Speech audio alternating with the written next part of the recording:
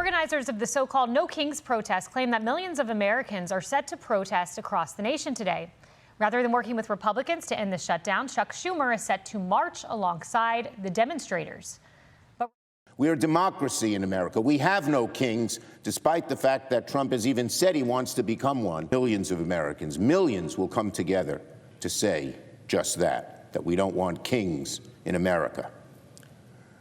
I will join the marchers to celebrate what makes this country so great. But Republicans say that Democrats are keeping the government shut down, halting military paychecks, pausing crucial government programs, all to cater to these left-wing marchers set to hit the streets today.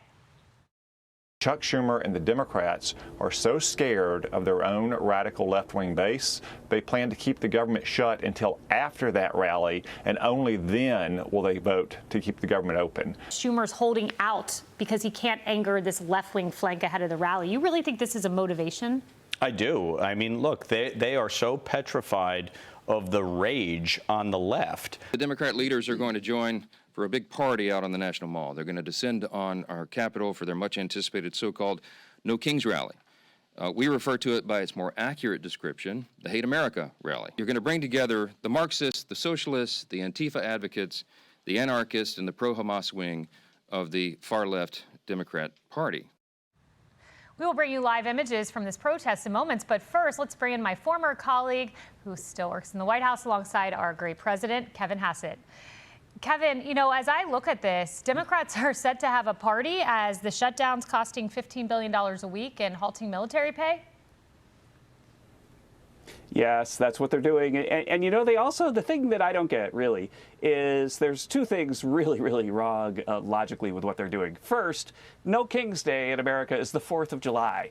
And President Trump just gave us the best 4th of July celebration ever. You remember with all the stuff that came through? And can you imagine what the 4th of July celebration that he plans is going to be on the 250th anniversary of this great country? President Trump has said himself that he's not a king. And, you know, the second thing is that, so I guess these guys don't think the 4th of July is No King's Day. Like, that's thing one. Thing two is the fact that they're out there protesting. And, you know, obviously everyone's letting them protest. It's what America's all about, is proving that there isn't a king, right? And so what they're doing makes no sense. But the point is that everything the Democrats are doing right now makes no sense. That shutting down the government after the Republicans kept the government open for Joe Biden 13 times because they understood their constitutional duty is that the Senate is supposed to be a moderating force in America. And instead, we've got these people that think that AOC and a communist in New York should be the face of the party. And they're willing to shut the government down and take away everybody's paycheck for no darn reason. It's like completely illogical if you look at what they're saying. Kevin, you're far too logical for everyone this morning. But Kevin, you know, I do want to know this. You sit with President Trump often there in the White House, and you pore over the economic data. And I'm wondering your outlook for the economy, because I'm reading about this AI boom, and there could be a boom like the 1990s with computers. What's your assessment of where we are? Right. In fact, we were working on this a lot this week, and are getting ready for maybe a big presentation on it over the next week or two. But the fact is that AI is increasing the productivity of every worker in America across every industry. We've got almost 4% growth in the current quarter, and a huge amount of it is coming from productivity increases from AI. If you look at AI diffusion, the U.S. has a huge head start on other countries, so we've got about twice as much AI in our economy as everybody else. And that's why we're growing so fast and don't have inflation. And so I would say right now we're looking at a potential of a sort of 96 to 97, 98 period where all of a sudden the computer kept changing everything about businesses, and we saw really big stock market returns and really big economic growth. I would say that's our median expectation right now. And you could argue that that's one reason why the Democrats are trying to shut things down, because by reducing GDP by $15 billion a week, maybe they're going to try to keep that up forever.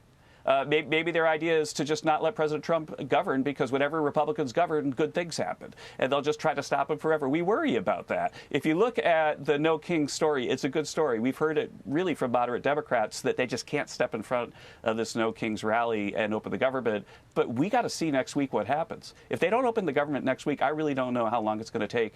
Maybe the Republicans are going to have to take extreme measures. Wow. And what would those extreme measures look like? Well, on our side, the president has said that they're legally, if they shut the government down, then we don't have the money to do stuff, so we can stop it forever.